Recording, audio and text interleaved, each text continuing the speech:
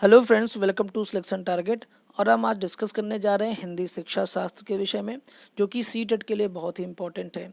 क्योंकि दोस्तों ये सबसे आसान टॉपिक है और आप आसानी से इसमें कम से कम 27 मार्क्स तक, 28 मार्क्स तक, या थोड़ी सी मेहनत कर लेंगे तो बिल्कुल 30 आउट ऑफ 30 मार्क्स प्राप्त कर सकते हैं। और सीटेट का आपको सिस्टम समझना पड़ेगा कि सीटेट स्ट्रेटजी में ये है कि हिंदी दो हिस्सों में बटी होती है। 15 मार्क्स की सामान्य हिंदी आती है और 15 मार्क्स की जो है वो हिंदी शिक्षा शास्त्र से सवाल पूछे जाते हैं। समान हिंदी में 5 नंबर को आपको पद्य दिया जाएगा। पद्य से यानी कविता, उससे आपको 5 नंबर के क्वेश्चन छांटने होंगे, आंसर छांटने होंगे।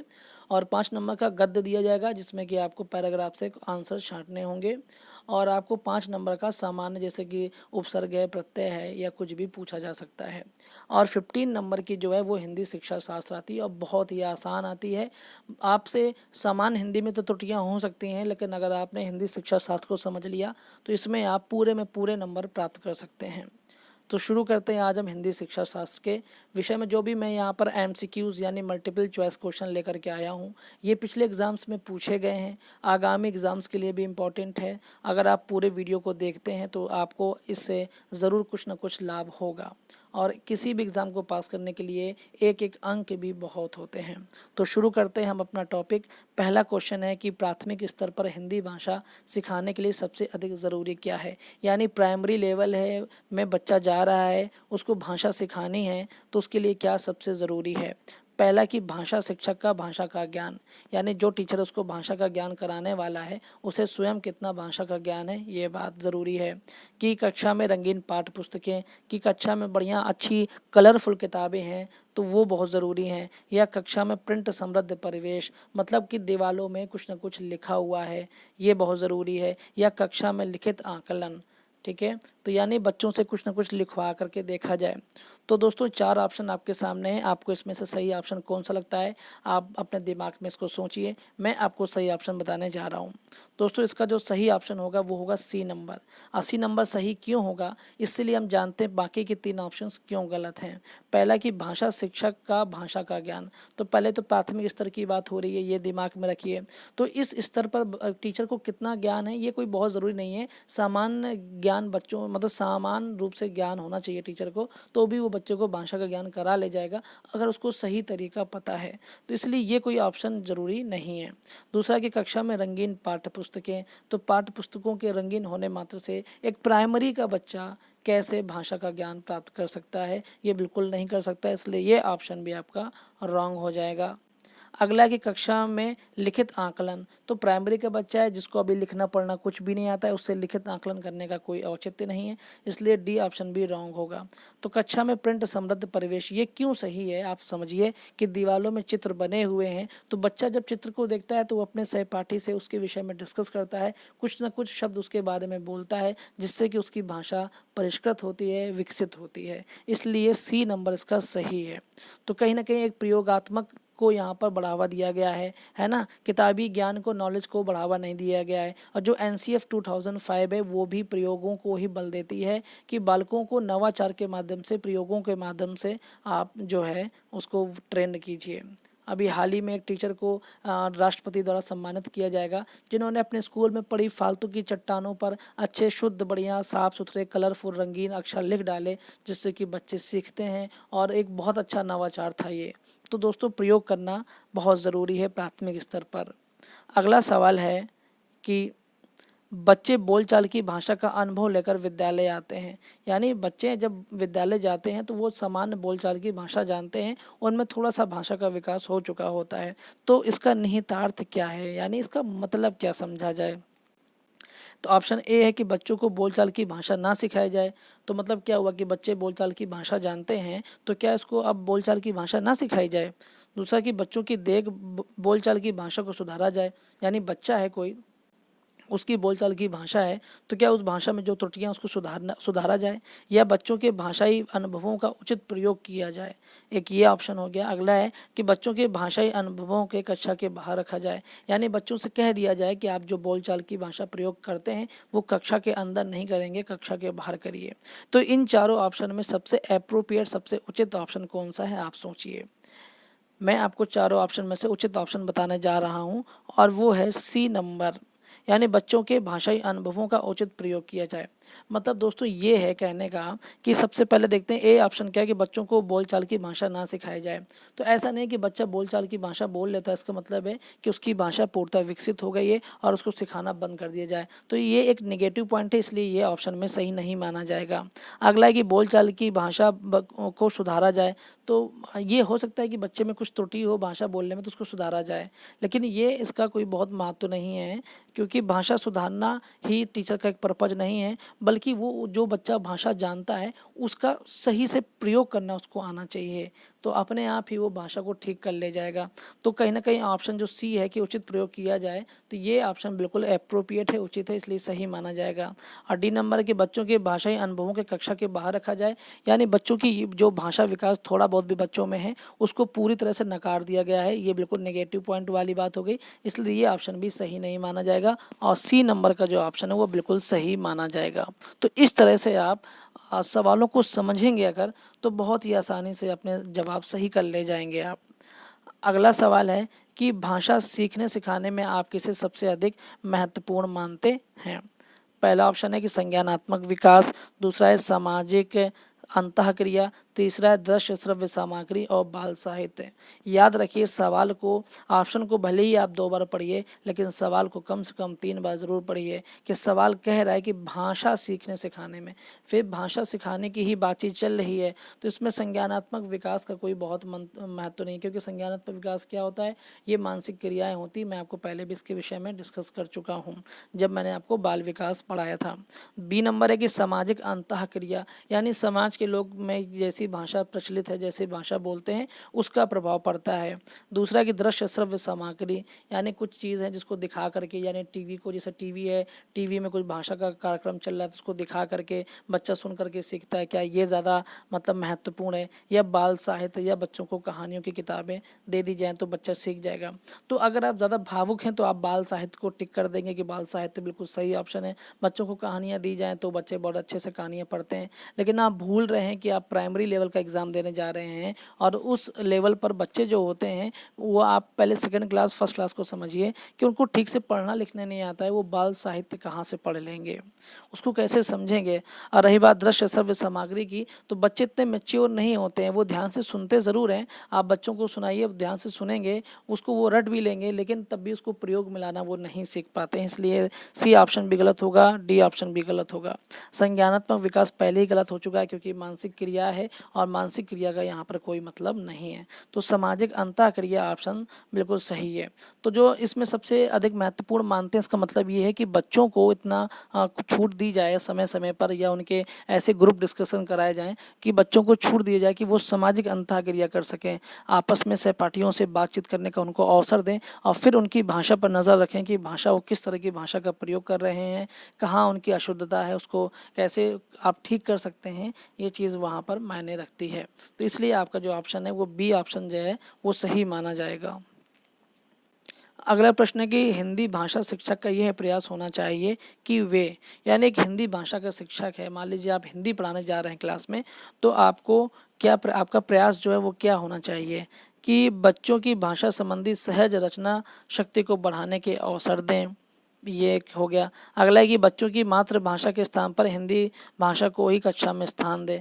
मातृभाषा का मतलब यहाँ पर है कि वो किसी बच्चे की जो लोकल क्षेत्र की भाषा है उसकी बातचीत हो रही है, और बच्चों द्वारा मानक भाषा का ही प्रयोग करने के लिए अवसर दें, यानी क्लास में जो एक प्रोटोकॉल होता है कि नहीं ऐसी ही भाषा आपको बोलनी है, तो उस भाषा का ही प्रयोग करने का उसको अवसर दें कि ऐसी ही भाषा आपको बोलनी है।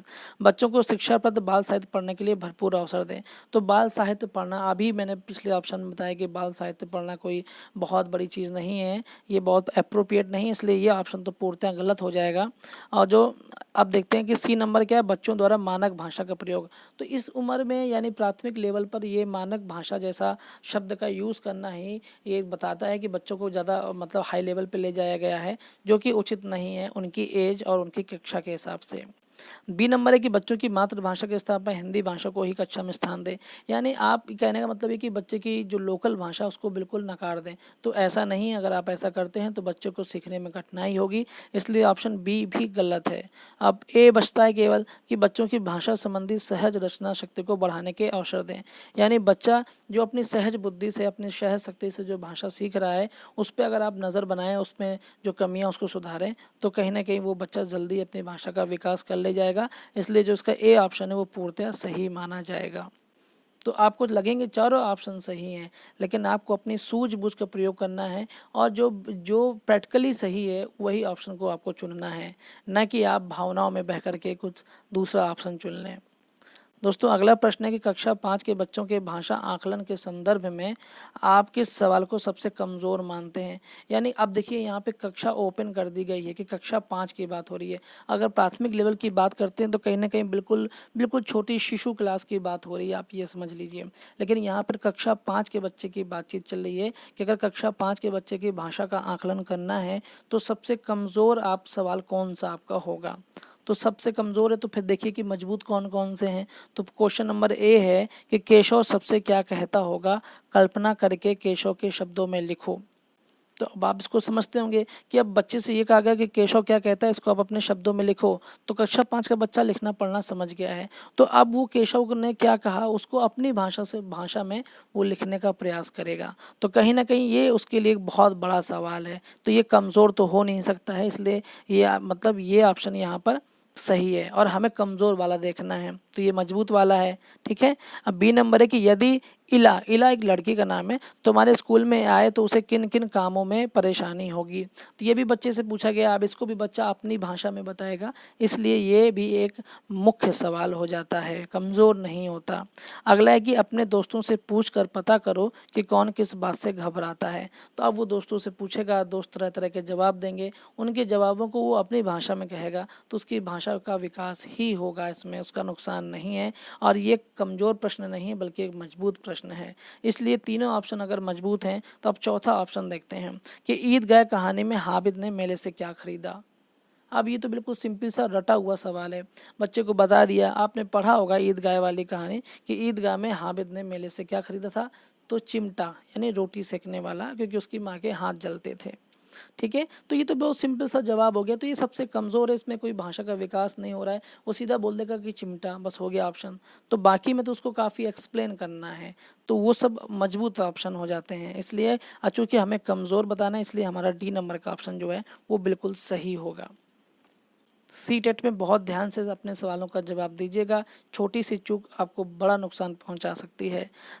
अगला क्वेश्चन 6 नंबर है कि भाषा का अति महत्वपूर्ण प्रकार क्या है। आप बताइए कि भाषा का सबसे महत्वपूर्ण प्रकार क्या है। प्रकार का मतलब कार्य ही समझिए, उसकी मुख्य विशेषता क्या है, कार्य क्या है कि सुनना।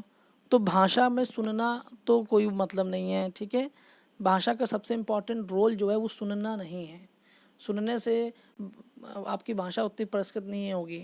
दूसरा कि अक्षर ज्ञान, कि आपको किताबी ज्ञान बहुत ज़्यादा है तो ज़रूरी नहीं कि आपकी भाषा अच्छी हो जाएगी। अगला है कि संप्रेषण। संप्रेषण का मतलब होता है कि अपनी भाषा को व्यक्त करना, और जो व्यक्ति अपनी भाषा को व्यक्त कर जाता है वो सबसे जान लीजिए उसको उसका भाषा का ज्ञान बहुत ही अच्छा हो चुका है। क्योंकि आप अपने समाज में भी ऐसे एग्जाम्पल देखेंगे, अपने क्लास में भी देखेंगे कि बहुत ऐसे बच्चे होते हैं जिनके पास भाषा का ज्ञान बहुत अच्छा है, मतलब उनके पास शब्दावली की कोई कमी नहीं है, सब कुछ है उनके पास, अक्षर ज्ञान भी है, लेकिन फिर भी जब उनको खड़ा होकर के कुछ चीज़ बोलनी पड़ती है तो वो बोलने से घबराने लगते हैं, उनका भाषा ज्ञान वहीं पे विफल हो जाता है। इसलिए भाषा संप्रेषण यानी भाषा व्यक्त करना भी आना चाहिए। तो इसका जो सी ऑप्शन है वो एकदम बिल्कुल सही ऑप्शन है, क्योंकि लेखन से भी ये लेखन जो है ये भाषा का कोई महत्वपूर्ण प्रकार नहीं है, सुनना भी नहीं है, अक्षर ज्ञान भी नहीं है। तो संप्रेषण यानी भाषा को व्यक्त करना है जो है वो भाषा का महत्वपूर्ण प्रकार है। तो उम्मीद है कि आपको समझ में आ रहा होगा, और समझ में आ रहा होगा तो वीडियो को लाइक करें और कमेंट में बताया करें कि मतलब आपको वीडियो कैसा लगा, थोड़ा सा मोटिवेशन मिलता है बस। अगला क्वेश्चन है कि सुनने और लिखने की कुशलता का आकलन करने का सबसे अच्छा तरीका क्या है। यानी अब देखना कि किसी बच्चे को कितना सुनना और लिखने में क्या कुशल है। सुनने का आकलन कैसे करेंगे, आप सोच रहे होंगे कि बच्चा सुन रहा है हमें कैसे पता चलेगा। तो अगर बच्चे को आप किसी टॉपिक के विषय में बता रहे हैं, वो सुन रहा है, तो आप उससे उस टॉपिक के बारे में पूछिए, तो उससे आपको अंदाज़ा मिल जाएगा। लिखने की कुशलता क्या है कि उसने जो सुना है उसको आप लिखने के लिए कह दीजिए, तो उससे उसकी शुद्धता का मालूम चल जाएगा कि कितना लिखना जानता है। तो चलते हैं अपने ऑप्शंस की तरफ कि ऑप्शन पहला है कि कविता सुनना और शब्दसार लिखना, क्या ये बात सही है? या कविता सुनकर के मतलब आप चेक करना है कि सुनना और लिखने की कुशलता का आकलन करना है आपको, तो सबसे अच्छा तरीका क्या है ये बताना है। तो पहला कि कविता सुनना और शब्दसार लिखना, यानी कविता को सुन लिया और शब्दसार मतलब जैसा सुना है बिल्कुल टू कॉपी वैसा लिखना है। तो ये तो पॉसिबल नहीं है। मैं आपको इतने सारे शब्द बोल रहा हूँ, आप बिल्कुल हू बहू वो सब कुछ नहीं लिख सकते हैं, बड़े से बड़ा बच्चा भी नहीं लिख सकते हैं। हाँ, अगर आप विवेकानंद की क्वालिटी वाले हैं तो बात की बात है। अगला है कि कविता सुनकर प्रश्नों के उत्तर लिख लेना, कि कविता सुना और प्रश्नों के उत्तर देना, तो इसमें भी कोई बहुत इम्पोर्टेंट वो चीज़ नहीं है। दूसरा कि सुनी हुई कहानी को अपने शब्दों में लिखना। अब जहाँ पर अपने शब्दों में लिखने वाली बात आती है तो यहाँ पर अपनी भाषा का प्रदर्शन करना बहुत ज़रूरी हो जाता है। जैसे मान लीजिए कि कोई बालक है, उसने क्लास में किसी टीचर ने उसको कहानी सुनाई, उसने उस कहानी को सुना और अपनी भाषा में उस कहानी को उसने व्यक्त कर ले गया अगर, तो इसका मतलब है कि उसके सुनने और लिखने की कुशलता बहुत अच्छी है। इसलिए सी ऑप्शन सबसे अप्रोप्रिएट है, वो बिल्कुल सही माना जाएगा। और डी नंबर की सुनी गई कहानी को शब्दशः लिखना, तो फिर वही शब्दशः वाले शब्द आ गए हैं। तो जहाँ पर शब्दशः ये सब आ जाता है बिल्कुल हू बहू टू कॉपी करने वाली बात आ जाती है, तो कहीं ना कहीं ये बिल्कुल प्रैक्टिकली नहीं है, ये बिल्कुल भी इसको नहीं सही माना जा सकता है। इसलिए ये ऑप्शन तो बिल्कुल रॉन्ग ही हो जाते हैं। तो पेपर सॉल्व करते समय अगर आपको मेरी ये बातें याद रहती हैं, अगर आपने ध्यान से इस वीडियो को देखा है और आप देख रहे हैं, तो डेफिनेटली इसका फ़ायदा आपको हिंदी शिक्षा शास्त्र के पेपर में ज़रूर होगा। अगला क्वेश्चन चलते हैं कि भाषा सीखने के संदर्भ में कौन सा कथन सही है। भाषा सीखने के संदर्भ में कि क्या है कि बच्चों में भाषा अर्जित करने की जन्मजात क्षमता होती है। अब अगर दोस्तों ये लाइन पढ़ते ही अगर आप पियाजे के पास नहीं पहुँचे, चॉम्स्की के पास नहीं पहुँचे, तो आप बेकार हो गए। चॉम्स्की ने कहा था अपने जनरेटिव ग्रामर में कि जो बच्चा होता है उस बच्चे में जो भाषा का ज्ञान होता है वो जन्मजात क्षमता होती है उसकी। तो ये ऑप्शन तो अपने आप ही सही हो गया, बाकी ऑप्शन तो पढ़ने की ज़रूरत नहीं है क्योंकि यहाँ जन्मजात क्षमता नहीं माना गया है, तो ये गलत है। बच्चे विद्यालय आकर के ही भाषा सीखते हैं, ये कहना भी गलत है। बच्चे पहले से ही बोलचाल की भाषा जानते हैं, बच्चे विभिन्न संचार माध्यमों से ही भाषा सीखते हैं, तो ये भी गलत है। सिर्फ बच्चों में भाषा अर्जित करने की जन्मजात क्षमता होती है। ये चॉम्स्की की जो थ्योरी मैंने पढ़ाई थी भाषा का सिद्धांत, अगर आपने ठीक से पढ़ा है, नहीं पढ़ा है तो आप प्लेलिस्ट में जाकर के उसको ध्यान से देख सकते हैं। प्लेलिस्ट में सारे वीडियोस मैंने एक साथ रखे हुए हैं और आपको बहुत ही हेल्पफुल होने वाले हैं। अगर आप ध्यान से पढ़ रहे हैं तो यही सवाल एग्ज़ाम में पूछे जाते हैं कहीं ना कहीं, इसलिए आप सभी को सारी थ्योरीज़ का आना बहुत ज़रूरी है।